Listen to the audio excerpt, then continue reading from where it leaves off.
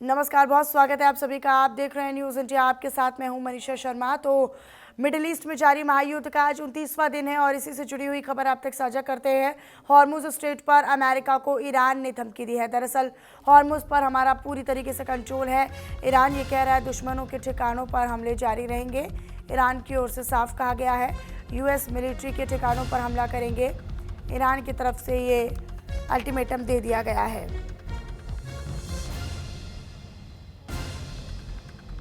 तो फिलहाल ये कुछ तस्वीरें भी आपको दिखा रहे हैं।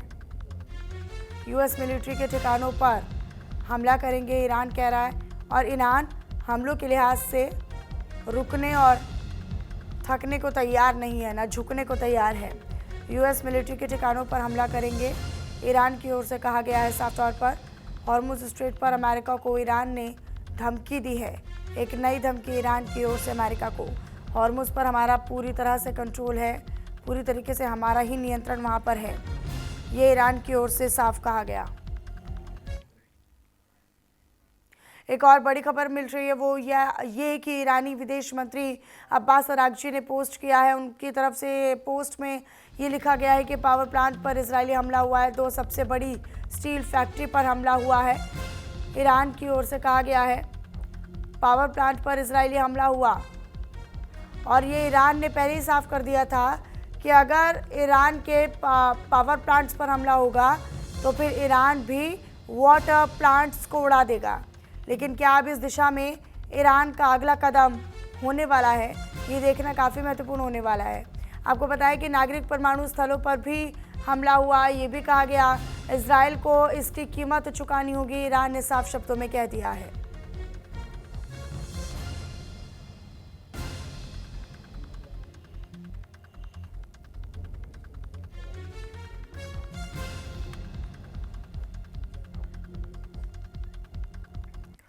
तो वहीं मिडिल ईस्ट में जारी महायुद्ध का आज 29वां दिन है। अमेरिका, इजराइल और ईरान के बीच लगातार जंग जारी है। इजराइल के कब्जे वाले वेस्ट बैंक पर हमला जारी है।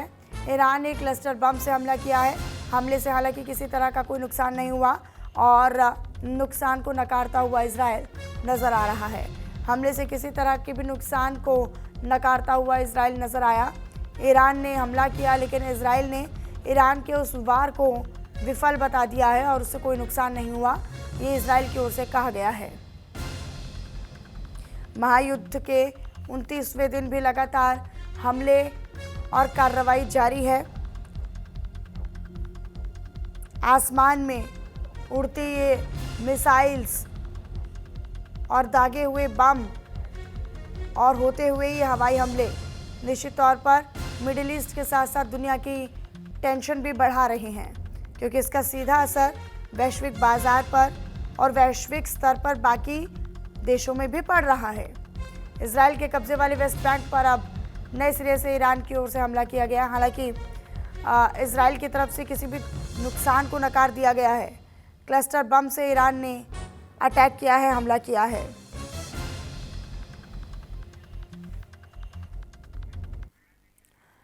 अगली बड़ी खबर का रुख कर लेते हैं वो ये कि ईरान ने एक और जहाज़ पर अटैक कर दिया है। स्ट्रेट ऑफ हॉर्मुज पार करने की कोशिश ये जहाज़ कर रहा था। बिना अनुमति, बिना इजाज़त हॉर्मुज पार करने वाले टैंकर को तबाह करते हुए एक मैसेजिंग देने की कोशिश भी ईरान की ओर से की गई है। जहाज़ पर लगा था मार्शल आइलैंड का झंडा, और मार्शल आइलैंड का झंडा, लेकिन ये जानकारी है कि इस जहाज़ की ओर से परमिशन नहीं ली गई स्ट्रेट ऑफ हॉर्मुज से गुजरने की, और पहले ही इस बात को स्पष्ट तौर पर ईरान कह चुका है कि बिना परमिशन एक भी जहाज़ बिना परमिशन के वहाँ से नहीं गुजरेगा, और अगर गुजरेगा तो फिर उस जहाज़ को तबाह कर दिया जाएगा और उसकी कीमत जो है वो चुकानी पड़ेगी। मार्शल आइलैंड का झंडा इस जहाज़ पर लगा हुआ था जिस टैंकर को हॉर्मुज स्ट्रेट पार करना था, और बिना परमिशन के स्ट्रेट ऑफ हॉर्मुज को पार करने की कोशिश की जा रही थी। ईरान ने उस जहाज पर हमला कर दिया है।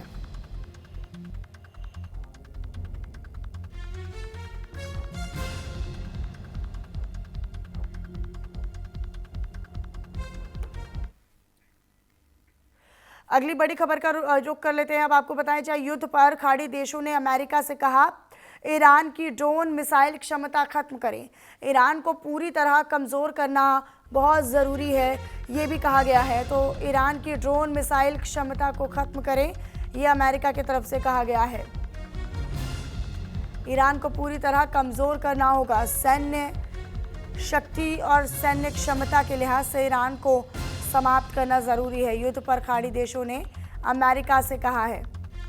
गल्फ कंट्रीज़ की ओर से, अब खाड़ी देशों की ओर से अमेरिका से कहा गया है कि ईरान की ड्रोन और मिसाइल क्षमता उसकी सबसे बड़ी ताकत है और उसी ताकत को, उसी क्षमता को ख़त्म करना होगा। ईरान को पूरी तरीके से तबाह और कमज़ोर करना ज़रूरी है, वरना इसी तरीके से हमले अब जारी रहेंगे।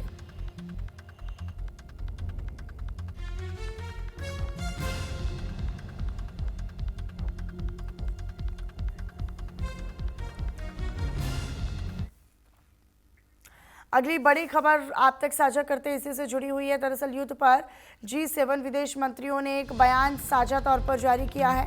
नागरिकों को निशाना बनाना सही नहीं, हॉर्मुज़ स्वतंत्रता को बनाए रखना बेहद ज़रूरी है। ये किसी एक देश या एक क्षेत्र का नहीं है, इसकी स्वतंत्रता बनाए रखना बहुत ज़्यादा ज़रूरी है। तो हॉर्मुज़ स्वतंत्रता बनाए रखना ज़रूरी है, ये कहा गया। नागरिकों को टारगेट करना ये सही नहीं। G7 में विदेश मंत्रियों की हुई इस समिट और इस बैठक में ये साझा स्टेटमेंट जारी किया गया। नागरिकों को निशाना बनाना सही नहीं, हॉर्मुज़ स्वतंत्रता को बनाए रखना ज़रूरी है, ये भी स्टेटमेंट दिया गया।